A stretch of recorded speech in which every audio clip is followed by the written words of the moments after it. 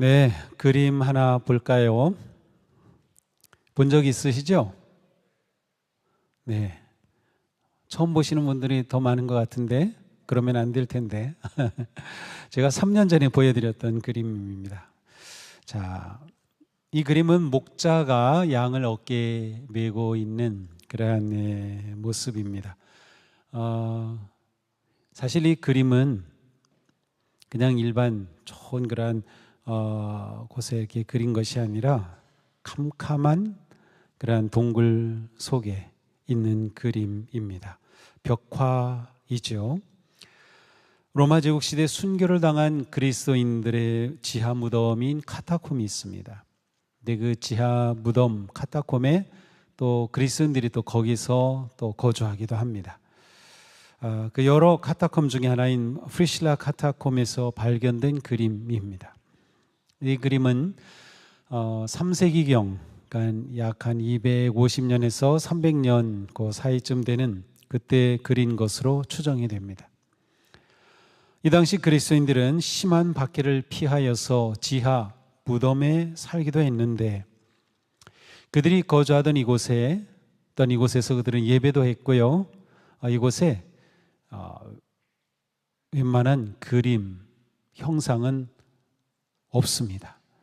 왜냐하면 십계명이 이계명처럼 하나님을 어떤 모양으로도 어떤 형상으로도 만들지 말라는 말씀 때문에 그 동굴 안에는, 그 카타콤 안에는 다른 것들은 아무것도 그린 것이 없어요.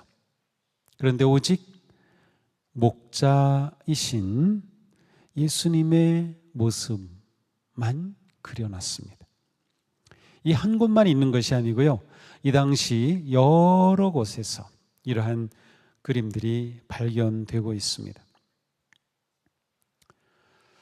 그들은 왜 이렇게 목자이신 예수님의 모습을 벽에다 그려놓았을까요? 그들은 자신들이 목자가 없이는 살 수 없는 양임을 알았기 때문입니다. 자기 이해, 자기 정체성이라고 하죠. 그들의 가장 중요한 정체성 가운데 하나는 우리는 양이다. 양인 우리는 목자 없이는 살 수 없어. 그래서 그들은 이 목자의 모습을 그려 놓았던 것이죠. 자, 부활하신 예수님은 살아계시고 살아계신 예수님은 우리와 함께 하십니다. 우리와 함께 하시는 예수님은 목자로서 우리를 인도하십니다. 너무나도 중요한 믿음이에요. 지금 우리가 부활절 오늘이 4주입니다. 우리는 지금 부활절 후에 계속 말씀, 정해진 말씀이에요. 이것을 보고 있는데 잘 이 부활절기에 주시는 말씀을 받아들여야 됩니다. 이 말씀을 통해 우리는 부활의 삶을 사는 성도는 어떠해야 하는가를 깨달을 수 있기 때문이에요. 초대교회 성도들 그 박해 가운데 우리는 부활하셔서 목자가 되신 예수님 없이는 살 수 없다. 부활하신 예수님이 목자가 되어주신 그 믿음이 그들에게는 가장 위로가 되었고 격려가 되었고 용기가 되었고 힘이 되었던 것이에요. 예수님은 직접 말씀하셨어요. 나는 양의 문이다. 나는 선한 목자다. 그 당시 유대인들의 생활과 문화를 알면 예수님의 이 말씀을 더 깊이 깨달을 수 있습니다. 2000년 전 팔레스타인 지역의 사람들은 양 없이는 살 수 없었고 또 그들은 양과 함께 살았기 때문에 양 이야기하는 것을 좋아했고요. 또 여러 가지 많은 이야기들이 양과 관련해서 생겨났습니다. 그리고 예수님께서 이렇게 목자와 양의 비유로 말씀해 주신 것은 그 당시 사람들이 이 말씀을 들을 때 귀에 쏙쏙 들어오는 그러한 말씀이었던 것이죠. 나는 양의 문이라고 말씀하신 예수님. 자, 유대 지방 이 지역은 건기와 우기로 나뉘을 수 있어요. 우기, 비가 내리는 그때에는 아주 초목들이 잘 자라기 때문에 목자들은 양들이 꼴을 먹을 수 있도록 아주 편하고 즐거운 마음으로 이렇게 양들을 돌보고 먹일 수 있어요. 그러나 건기가 되면 풀이 메마르고 양들을 데리고 풀이 있는 곳으로 이동해야 합니다. 이 지역에 사는 모든 목자들이 그래야 했던 거예요. 그러니 그들은 건기가 되면 양떼를 이끌고 풀이 있는 곳을 찾아 떠나게 됩니다. 자, 그러면 그 풀이 있는 곳에 도착하면 혼자가 아니겠죠. 왜냐하면 풀은 그곳에 있고 여러 지역에서 목자들이 와요. 그러면 이 목자들은 양을 잘 돌봐야 되는데 낮에는 풀을 뜯지만 밤에는 양이 안전하게 거할 우리가 필요합니다. 물론 임시로 지은 우리이지만 그렇게 우리를 지어요. 그러면 그 우리에 양을 두고 밤을 보내게 되는 것이죠.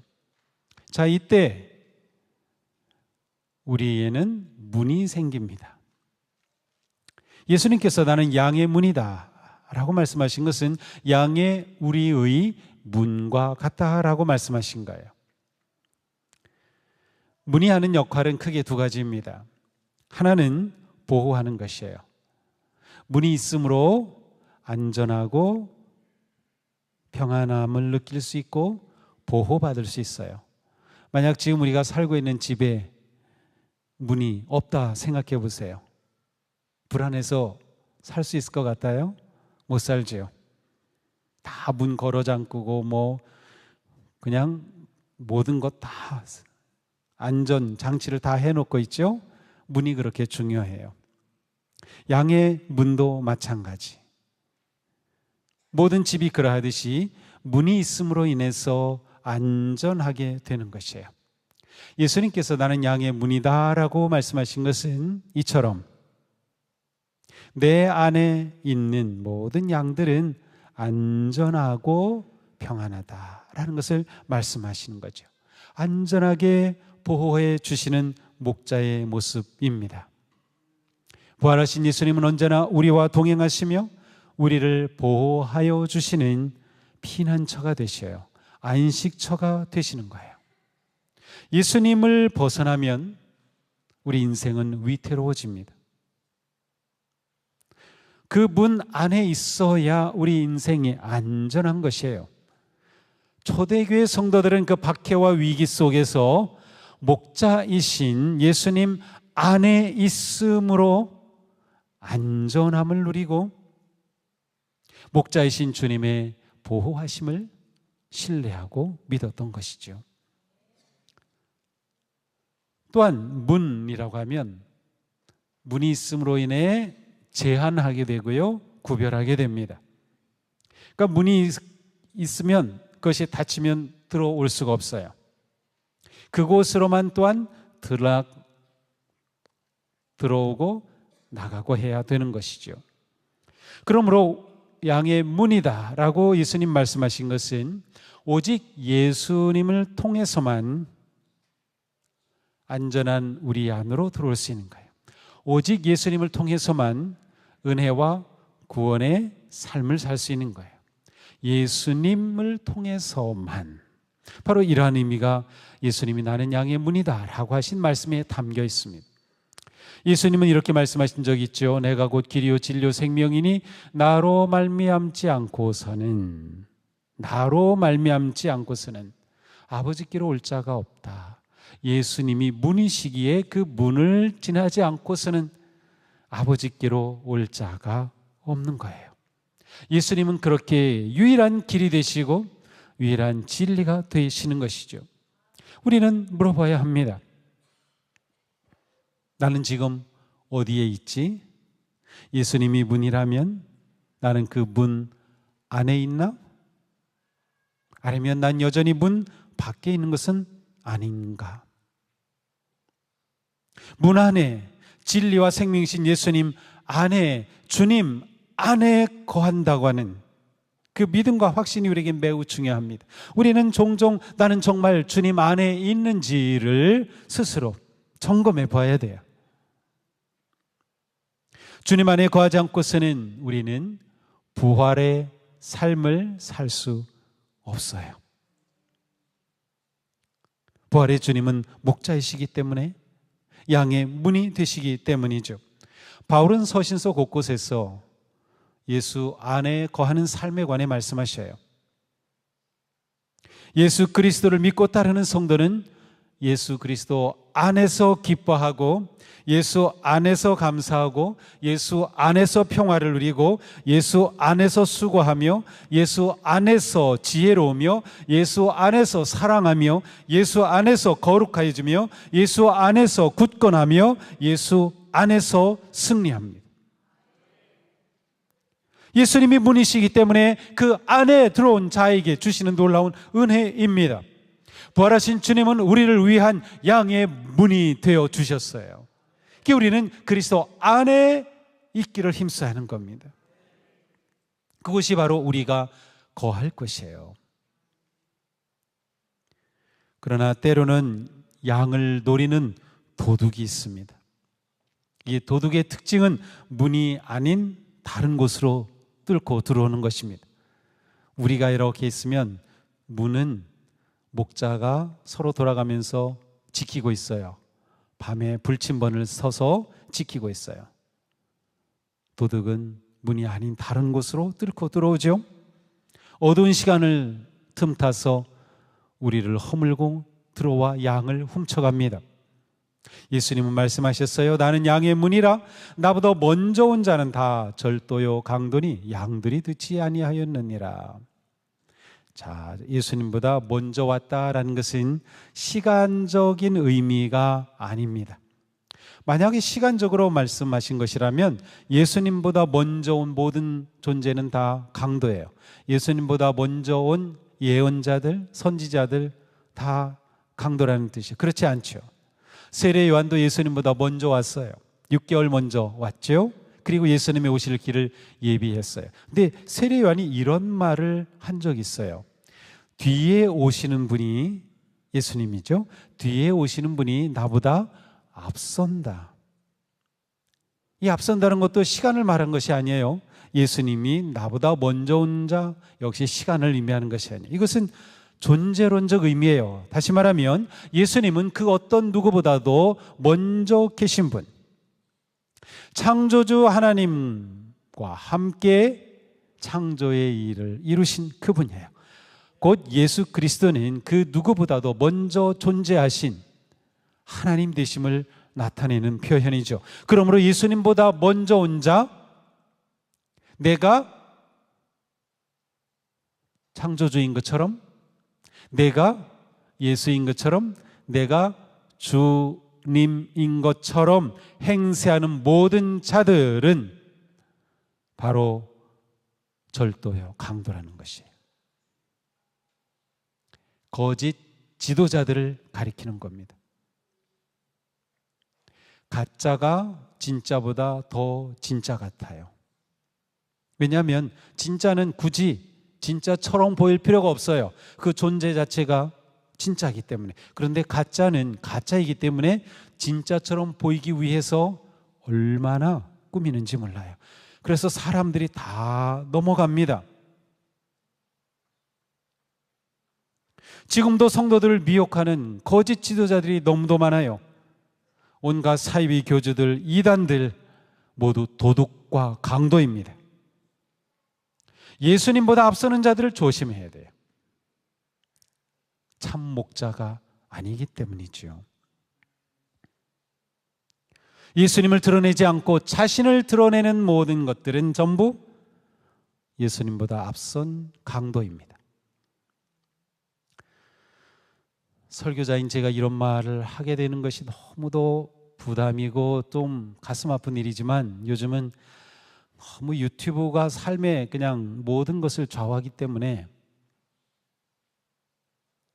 예수님이 아니라 자기를 드러내는 지도자들이 너무 많아요. 자기를 드러내는 설교자도 많아요. 그런데 그런 사람들이 인기가 많습니다. 진짜처럼 보이거든요. 우리가 주님의 양이라면 참 목자와 가짜를 분별할 수 있어야 돼요. 너무나도 중요합니다. 오직 예수 그리스도 복음만을 전하는 그 음성에 우리가 귀를 기울여야 되는 것이죠. 우리에게는 오직 예수 그리스도만 계셔야 됩니다. 주님 안에 거하고 그리고 주님만 볼 수 있어야 돼요. 예수님 아닌 그 누구도 그 무엇도 우리의 영혼을 빼앗아가는 절도요 강도일 뿐입니다.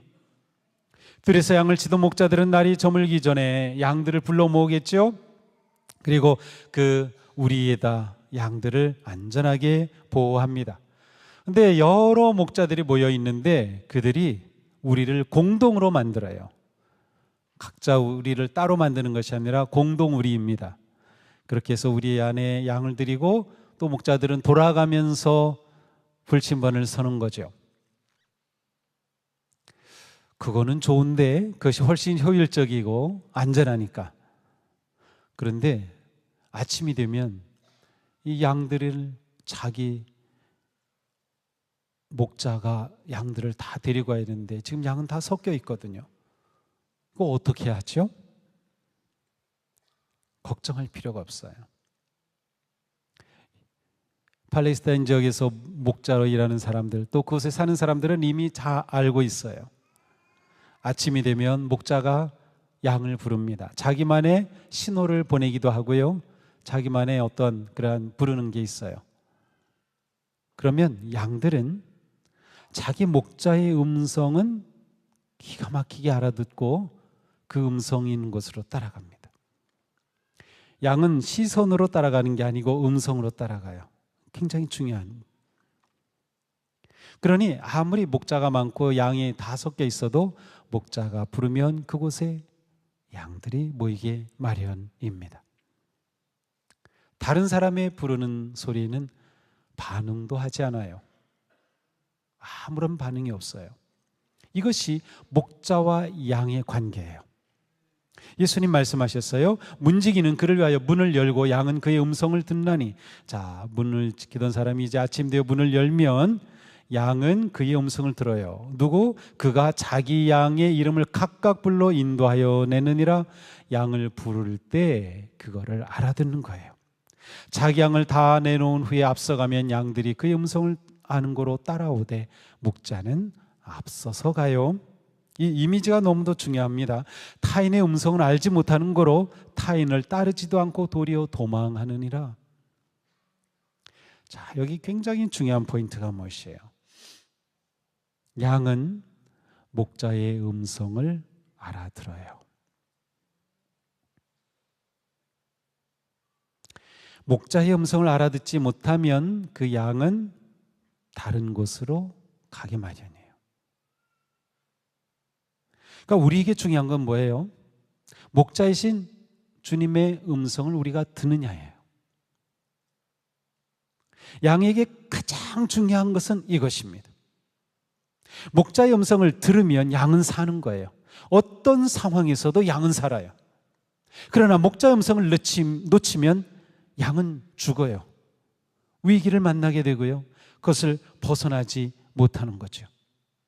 참된 성도는 목자의 음성을 분별하며 언제나 목자의 음성을 따릅니다. 양은 목자의 음성을 따르고 알고 분별하는 것이죠.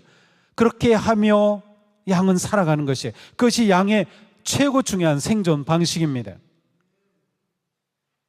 양들이 목자의 음성을 듣고 따를 때 그들은 경험하는 거죠. 아, 이 음성을 듣고 따랐더니 내가 만족하게 되고 평안하게 되고 기쁘게 되고 이 목자가 나를 돌봐주네. 내 머리에 막 벌레가 들어오면 그거 다 제거해주고 내 코도 닦아주고 내 털도 빗어주고 저 음성을 들으니 내가 이렇게 돌봄을 받네. 양은 알게 되는 거예요. 그러니 그 음성을 목숨 걸고 따르는 거죠. 자, 우리의 믿음 생활, 특별히 부활의 성도로 살아가는 삶에서 중요한 점이 바로 이것입니다. 예수님은 내 양은 내 음성을 듣는다라고 말씀하셨어요. 그렇다면 우리가 주님의 양이라면 우리는 주님의 음성을 듣고 있습니까? 주님의 음성을 듣고 있을 때 우리는 편안한 거예요. 주님의 음성을 들을 때 우리는 진정 안정되고 평안한 거죠. 주님의 음성이 들리지 않으면 우리는 불안해야 하는 겁니다. 목자가 어디에 있지? 그래서 목자는 양을 이끌 때 계속 소리를 냅니다.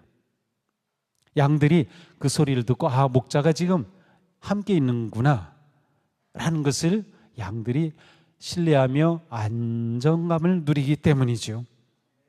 성도는 목자이신 주님의 음성을 듣는 양입니다. 만약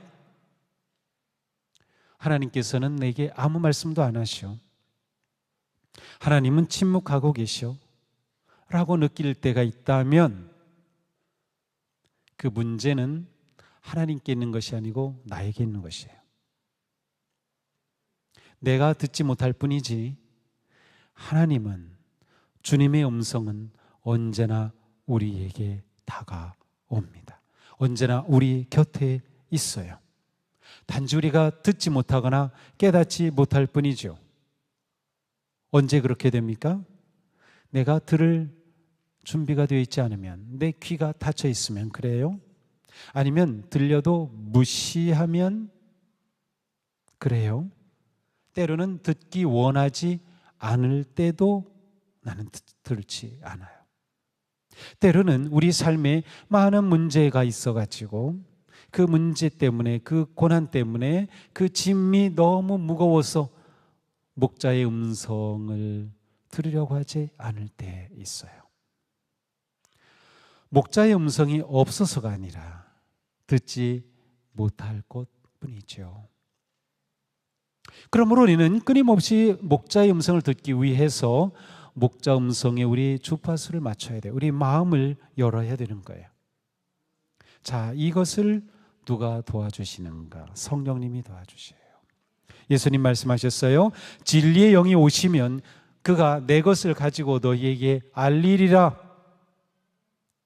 성령께서 우리로 목자이신 주님의 음성을 알게 해주셔요.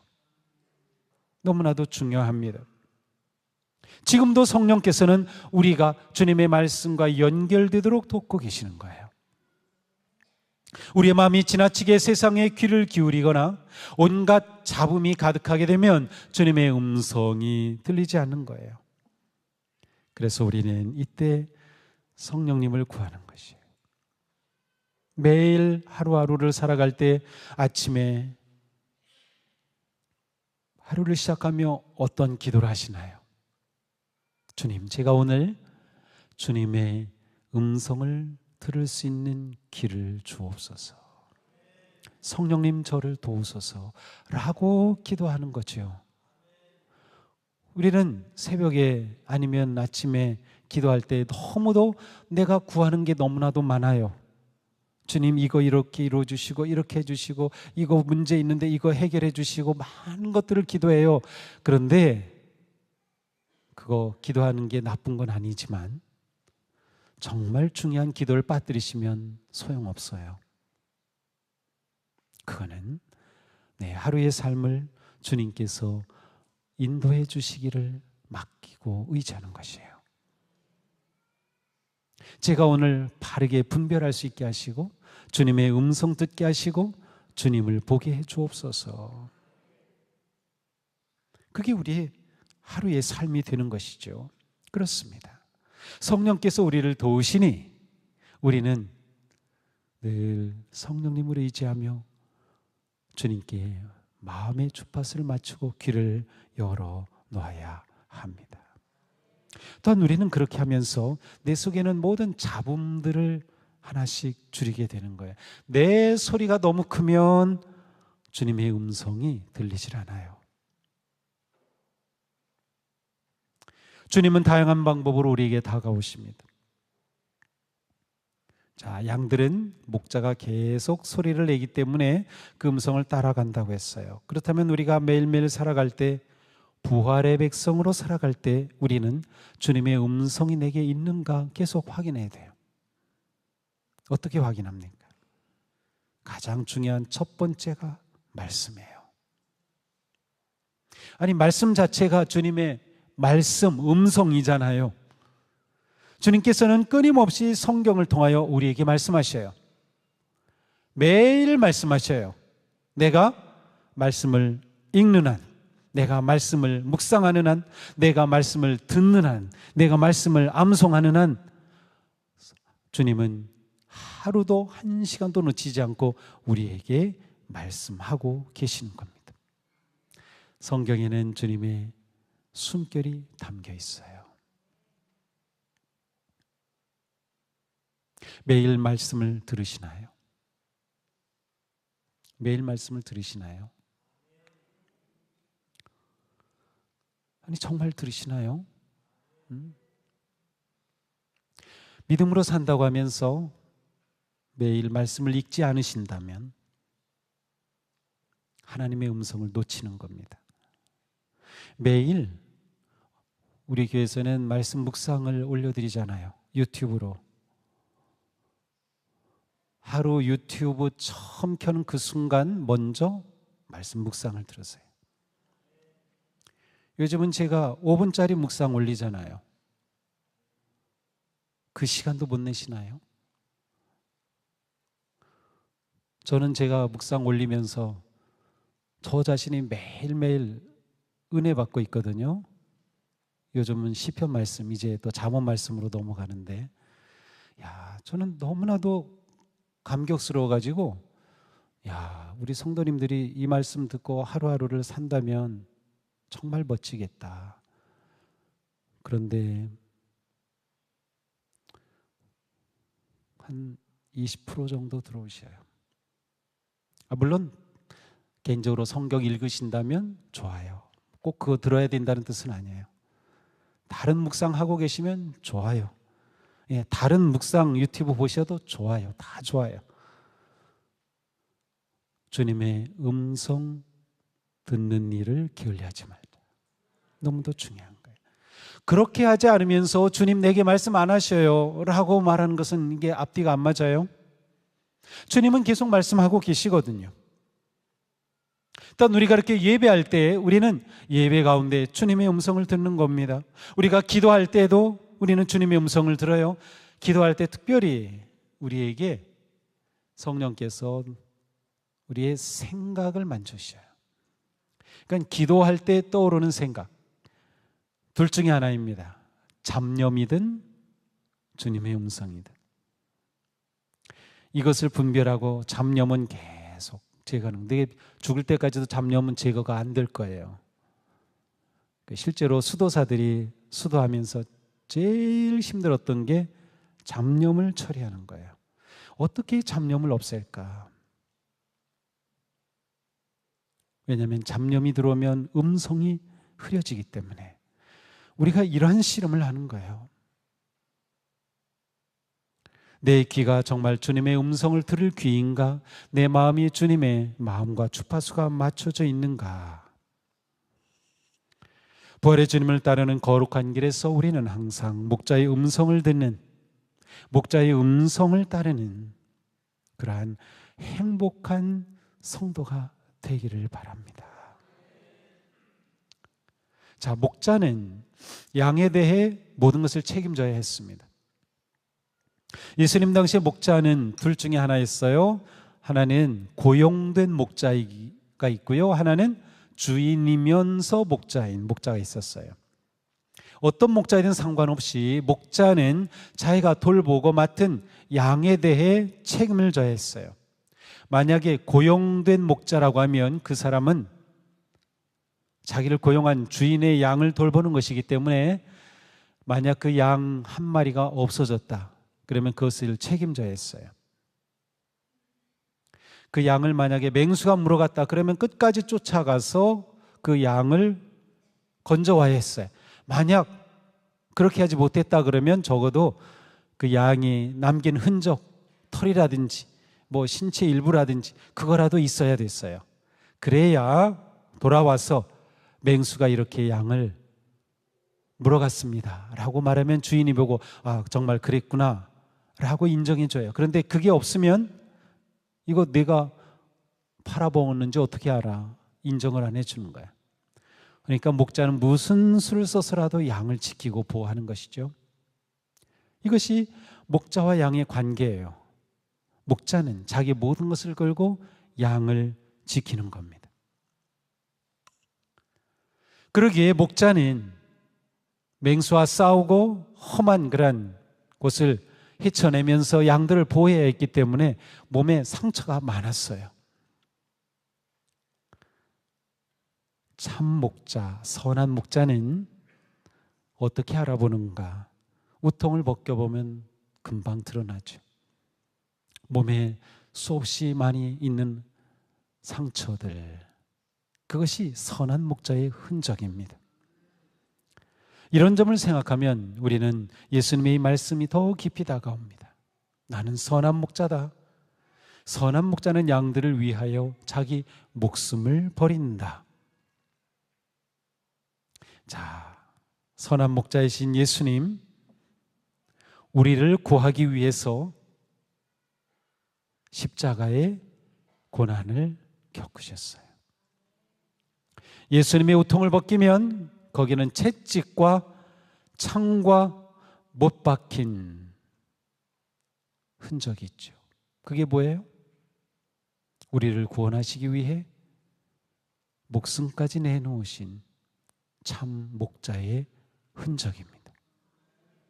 우리가 이런 양입니다. 우리 목자는 이런 목자입니다. 그래서 우리가 십자가를 감사하고 십자가를 보는 거죠. 볼 때마다 나를 위해 모든 것을 내놓으신 참 목자의 그 사랑을 확인할 수 있으니까요.